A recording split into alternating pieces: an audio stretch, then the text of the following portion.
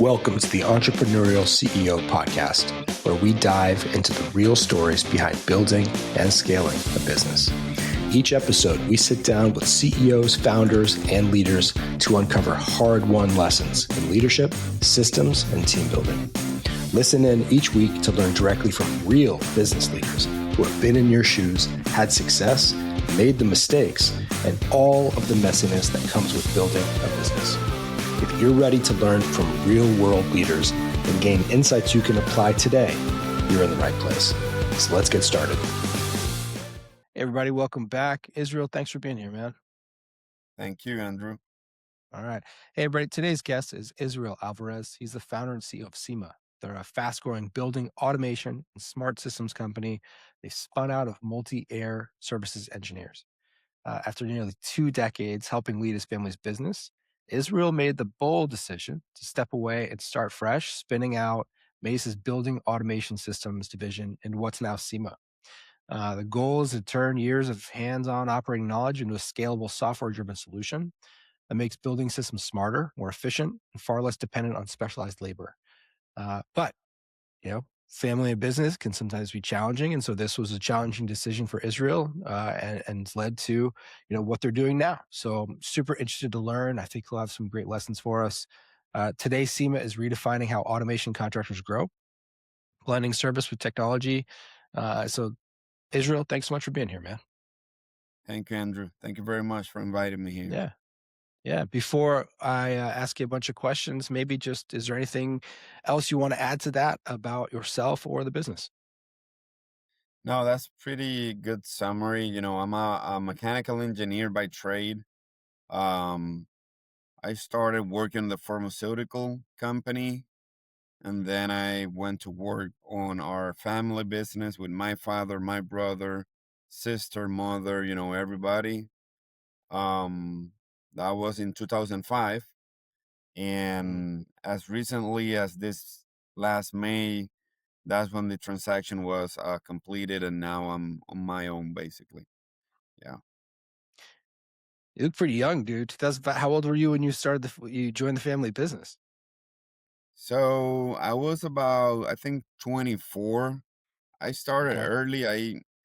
I skipped one year in high school. I don't know why I did that, but I started early, so that's why. But I'm Okay. 44, so not that young anymore. All right. Yeah, I'm right there with you. See, it's a big pivot, selling Mace to the family and launching SEMA with, I think you have 2 partners. Yeah. What led to that decision and how did you know, because it's a big decision, how did you know that it was the right move? So, um, the issue is, or the reason was, after 20 years, we were having significant growth on Maze on the previous company. So, well, let me give you a little bit of background. So, Maze, we started as an HVAC company, primarily on the commercial sector. Mm. So, our revenues were very low. We started from zero, basically, and slowly start picking up more business and increasing revenue. We started learning a little bit more of the industrial market, which was not as competed as the commercial market. So we started diverting our services into the industrial sector. Um, then we added facility maintenance, but still our revenues were stagnant. We were at about 4 millions in revenue, all the way up to 2017. I knew by that time we had already integrated. That was almost 12 years after incorporation. So we already added the BAS division, we added building maintenance division. So, but the revenue was shaky. It was 4 million, not enough revenue to sustain every division healthy. So I took a SBA Emerging Leader course in 2018, and that's when we developed a growth plan to increase the revenues on all 3 divisions. So from 2018 to 2023, we went from 4 million to 15 million in revenue, which was, at least for me, was very stressful because some of our revenue streams are high risk. So we did Mm. construction back then, which is high risk. We did some building maintenance, which is maybe medium risk but low profitability. So here we were, 5 year or 4 years after launching a growth plan. Revenues increased a lot, but profitability didn't. Mm. So, uh, which I think is a little bit usual, but I wanted to take control of profitability. I wanted to be able to keep growing, but maintain control of the profitability of the company. Sure. So by 2022, I started a restructuring process on the company. Basically, we had like a flat management structure. Um, and it was not clear who was responsible for what.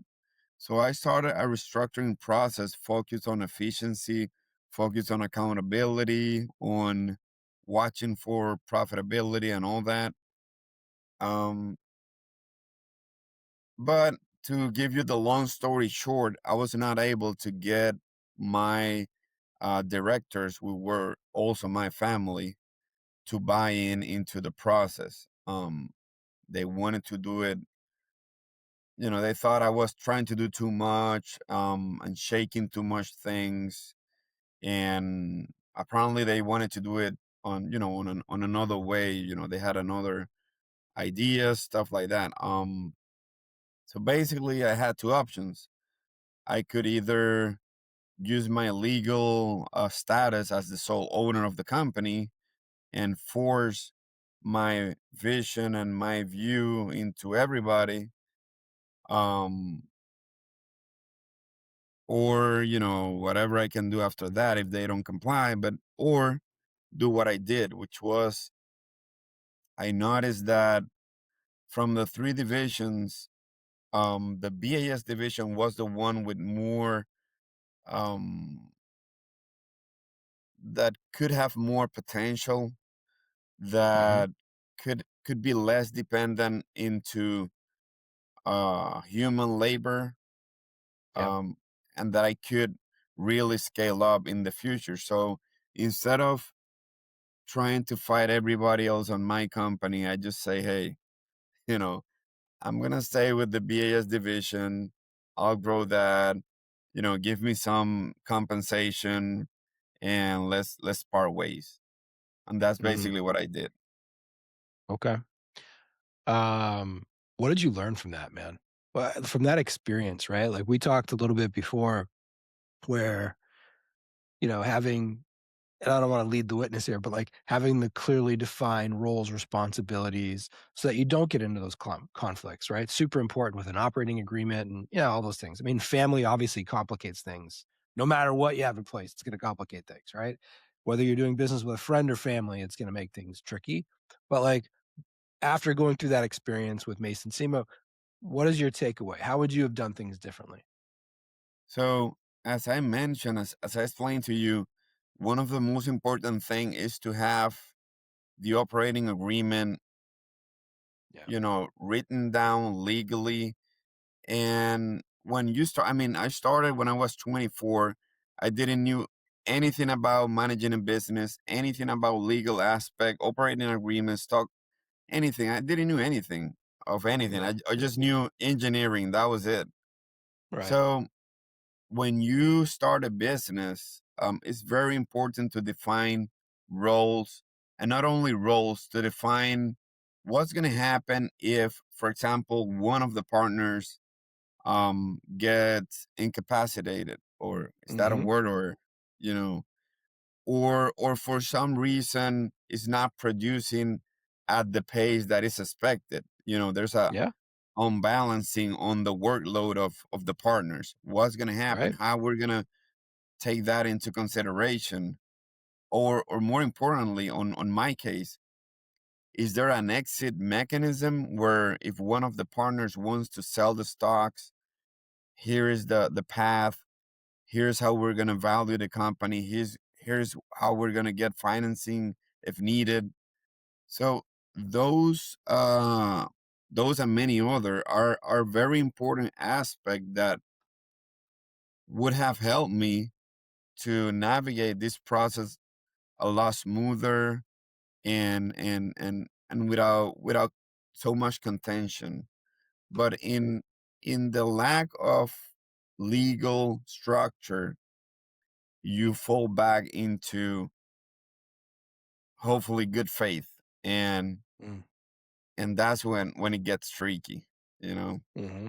So I would say that's one of many things that I learned is having clear legal um documents, and more than legal documents, to be able to foresee.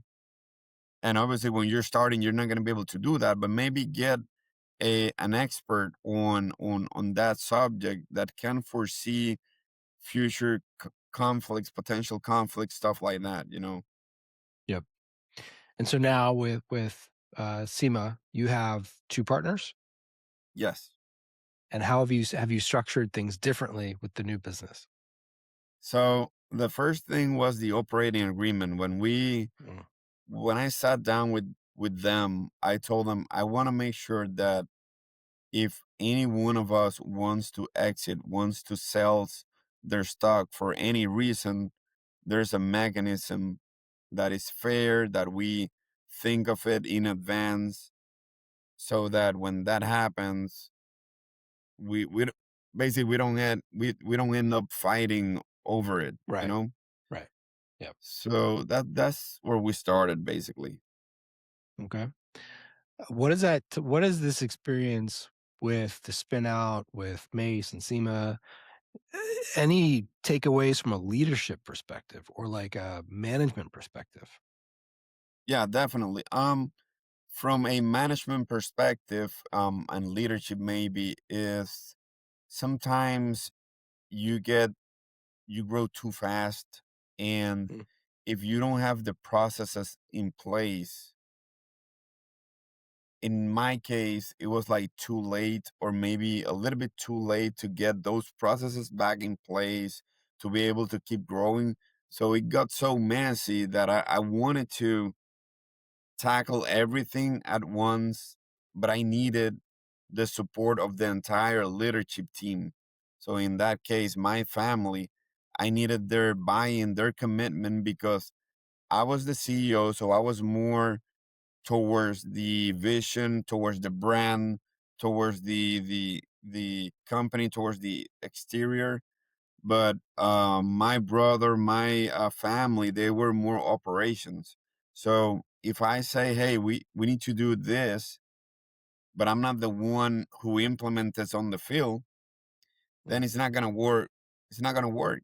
And that was what was happening. I mean, we needed the leadership always needs to have very good communication, yeah, needs to speak in the same language. Um, so that any strategy can be unified and can be cohesively applied into the management structure. So definitely that was something that I learned the hard way. Um, but then as far as business wise, I learned that not every revenue stream is created equal. Not every revenue stream is as easy to scale as the other one, or as profitable, or, mhm. you know, there's very a lot of different in risk you take on every revenue stream. Hold on, let me. What's this? So, and that's kind of the reason why I say, hey, it is okay to get out of a 20-year-old company. We were, you know, we got awards on SBA. We went to the White House. We got invited to the White House with the previous Wow. company and all that, all those, nice things. But I felt that, even after 20 years, it was going to be better to just start something new, something related to technology. It Yeah. was also the division that most passionate me about. I was most Mhm. passionate about. Um, so I don't know. That's What was the real quick, what was the White House invitation about? what was the what? The White House invitation, what was that for? Oh, so we won in 2023. We won the National 8A Business of the Year award, Hmm. and that's basically SBA, Small Business Administration. They do an annual awards ceremony in Washington D.C., Mhm. and they give awards for like the best large contractor, and you name it. So we got a national award where we competed with companies from all over the states and including Puerto Rico, and we won that award, and that come with an invitation to the Rose Garden. So it was a nice experience. It was President Biden. It was by that time Biden and Kamala Harris and a lot of entrepreneurs. So it was a very Mhm. nice experience, definitely. But even That's though cool. I leave all that behind just to start over. So Yeah. Hi, if you're a CEO out there who's struggling with focus for your company, aligning your team, accountability, if you're struggling with execution, connecting the dots from where you're at to where you want to be, we've got a great program for you here at MAP. My name is Michael Cato. I'm the CEO. Most importantly, I was a client for 15 years, sold my company to a public company, and then bought MAP so that we can help other entrepreneurs with this specific problem. We're a 60-year-old company. We've worked with 170,000 individual executives and CEOs. We've worked with 15,000 organizations. This is what we do. Click the link below to learn a little bit more about how people just like you, CEOs, have transformed their business and ultimately transformed their life by running through the MAP system.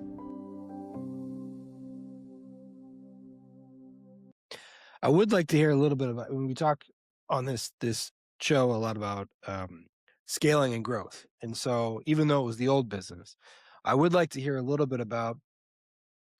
It sounds like the business was flat for quite some time, and then you had this experience. You went to some course or some training. You came back. You put together a growth plan, and then you experienced some pretty significant growth over the period of 4 or 5 years.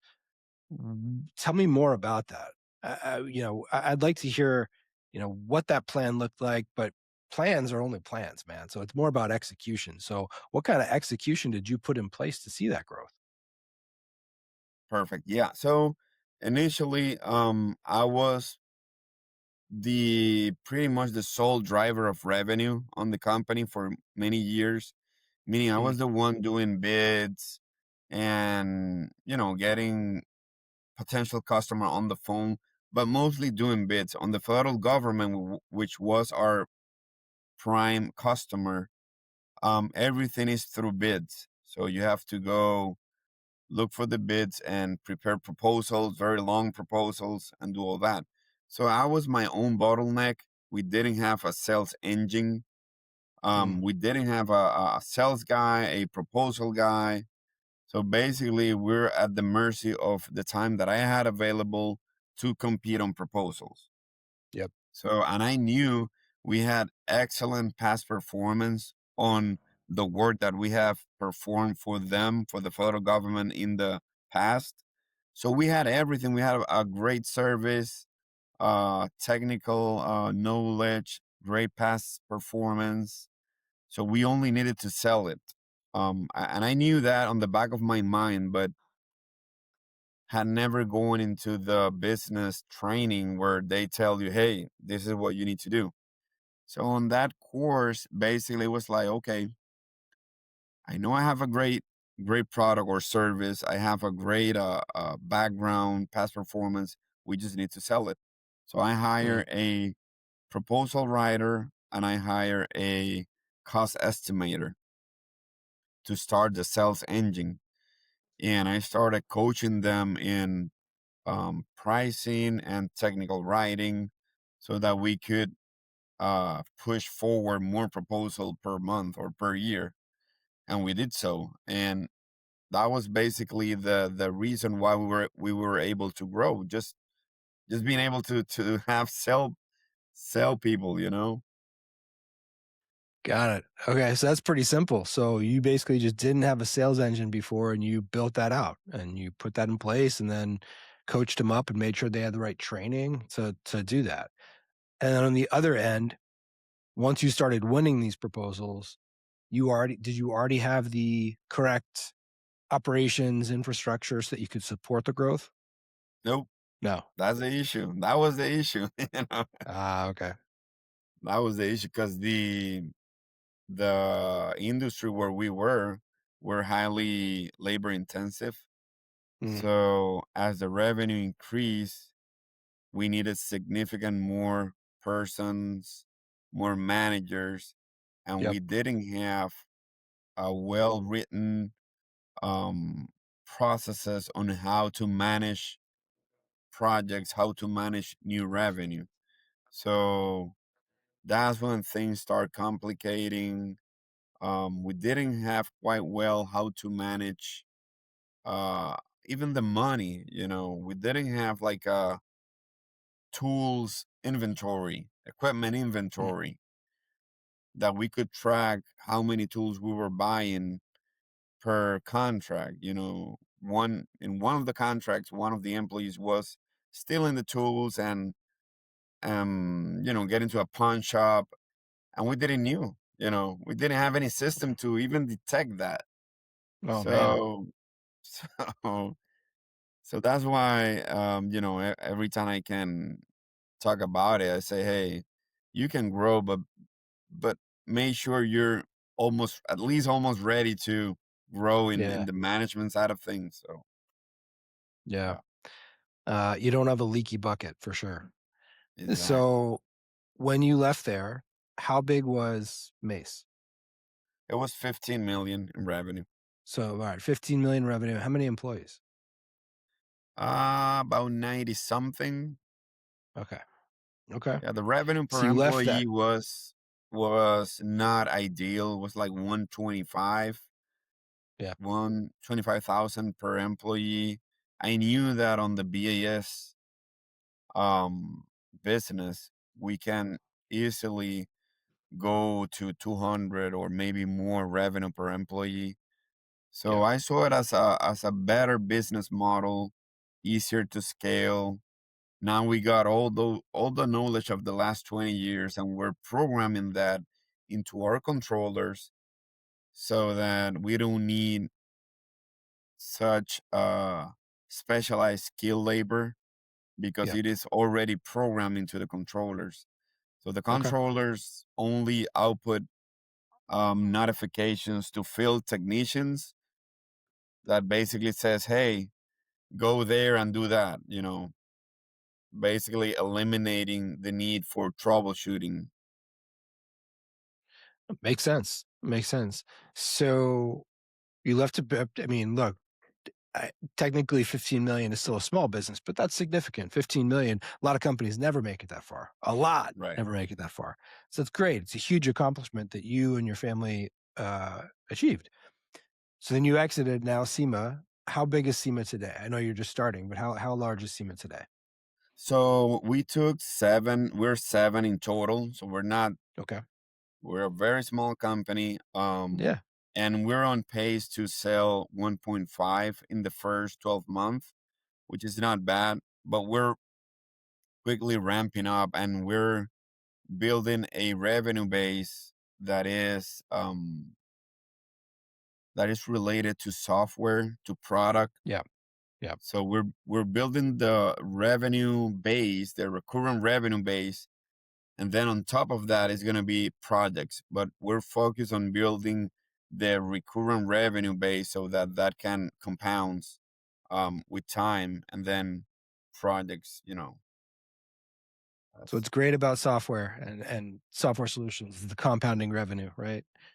yeah. Um, So that's amazing. So you're gonna do 1.5 million in the first year. It's incredible. Was the software already I imagine the software was already developed, right? So you didn't have to go through the process of taking a year or two to develop the solution. You already had it, which is great.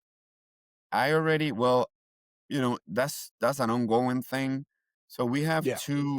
Software is two never done. Yeah. exactly.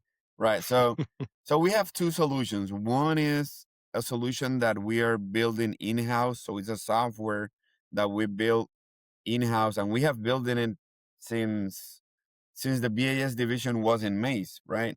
Okay. So now we're just putting more effort and more intelligence into that software, and that's one product that we're selling. The other product is related to AI. We are Mm. representative of an AI company, and that product is you know basically, on what we do, there is air side and water side. We do HVAC on large hospitals, large buildings. So basically, on the water side, the equipment that controls the water on the chill water system, we are representative of Facile AI, which is the AI solution that we offer. And then on the air side, which is the equipment that controls the air that actually conditions the spaces, we have our own solution, which is not uh, with our artificial intelligence, but it does have programming and intelligence that we have learned from 20 years. So Hmm. that's how and both of them. One of them is software as a service, which is Facile AI, and the other one, the one that we develop, is device as a service. So we install the device. There's programming in there. The device start getting control of the building, and then they pay a percentage of the energy savings. So when you think about your goals for SEMA over the next 1 to 3 years, what are they? Where would you like to take the business, and what do you think might get in the way? So our goal is to sign up at least one deal per month. So 12 deals of the software of the product um per month on the next 2 or 3 years. And then do projects only on those customers. So instead of going to bid and compete with everybody on public bids, we want to get the customer on our product, on our software, get them save energy, and then any project that comes up on that customer, those we do. But I don't want to be competing with everybody else on open bids and all that. So we have a growth plan. We expect to be at least in 5 million in 5 years. So that's our target. We're seeing a lot of market traction, Hmm. probably because in this island the cost of electricity is pretty high, and our industry is not well developed. So there's a lot of margin to improve the energy efficiency on the buildings. Mhm. So we're seeing a very good market traction, and I wouldn't be surprised if we can beat the target of 5 millions in 5 years. But we'll see. That's We'll awesome. see. What do you think might get in the way? What was that? What do you think might stand in your way? What do you think might be a roadblock to that growth or that goal? And honestly, I'm trying to think of everything, but I don't know. Maybe I don't know, man. Honestly, I don't know. I'm trying to think on everything, but the results. We save 40% energy on one of the customers Yeah. as soon as last month. Do you do I you don't guys know. have a structured planning process? What do you mean by that? I'm sorry about that. Well, meaning, so let's say you're at you might sell 1.5 million this year. You said that you want to get to 5 million, let's call it in 3 years. Well, what's your goal for next year? right? And so with our business, with MAP, what we typically do is you'll have a pretty structured annual planning process to say, okay, guys, what are we trying to accomplish this year? What are the big goals, the vital, we call them vital factor goals that we're going to accomplish by the end of the year? And then we work backwards. We say, okay, well, if that's the goal, if we want to get to 3 million by the end of the year, what do we need to do? Or you mentioned we want to sign up one customer per month. Okay, great.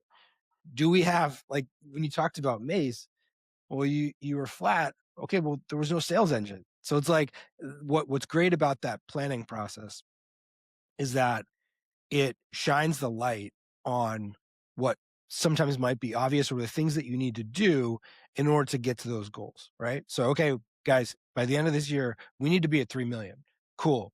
What do we need to sign up in terms of sales people? What sales we need each month? Great. Do we have the staff for that? Do we have the marketing for that? Do we have, okay, if we bring in these deals, do we have the infrastructure to support it? So now we start to document all the things that we need to do, and then we layer in meetings to make sure that, okay, we said we're going to, it's February now. We said by the end of the year, we're going to be here. Where are we? Right. No, definitely. Tom, you No, said you were going to do definitely. this. Have you done that? Right. So it Yeah, keeps I'm you not. on track. Yeah. Yeah, yeah, I'm not committing the same mistakes. Yeah. That's the thing I told my team all the time. I already commit some mistakes, many mistakes in the previous company. I want to commit new mistakes, if any, on the new company. Yeah. Yeah. So For sure. yeah, definitely we have structure, or we have identified key positions that we need to have as we start growing. For example, Yeah. we already posted um for hiring a sales guy, an additional technician, administrative personnel. So as we grow, we already are envisioning where we need to add a person. And also something we did is we started recording videos, small videos of how we do things, how we Mm, program things, so that when we get a new employee, the onboarding process is easier. We don't need to teach the same thing to every new yeah. technician. We refer them to the onboarding material, the videos, and that way it's easier to scale. But what we're doing Yeah. also is not only doing the videos, but getting as much as we can on that software, so that when we onboard a technician, if we're talking about the production side, when we onboard a technician, the technician do not necessarily need to be like a mechanical engineer with a lot of knowledge or stuff like that. He just need to be able to use his hand, have some skills, like trade skills. But all the analysis, all the troubleshooting, we're trying to get it into the program, so that we lower that need for specialized skills, specialized Mm, knowledge, and all that. So yeah, yeah. we that's that's one of the most important things, because I don't want to commit the same mistake this time. So Yeah. definitely. That's good. That's good. Well, I appreciate your time today, man. Before we wrap up, where can people go to learn more about you or SEMA? So our webpage is www.sema dash, or how do you call the one in the middle, hyphen? Hyphen, yeah, just a dash or a hyphen, yeah. All right. So SEMA-intelligentbuildings.com. Okay. And we're on LinkedIn, Instagram, you name it. Yeah, all the socials. Yeah. Awesome, man. Well, congratulations on the success and the new business. It sounds like that was a tough transition, but you're on the right path and you guys are already growing, which is amazing. So thank you for sharing all your stories and wish you the best. Thank you everybody for listening, and we will see you next time. Thank you very much, Andrew. Take care, man. All right.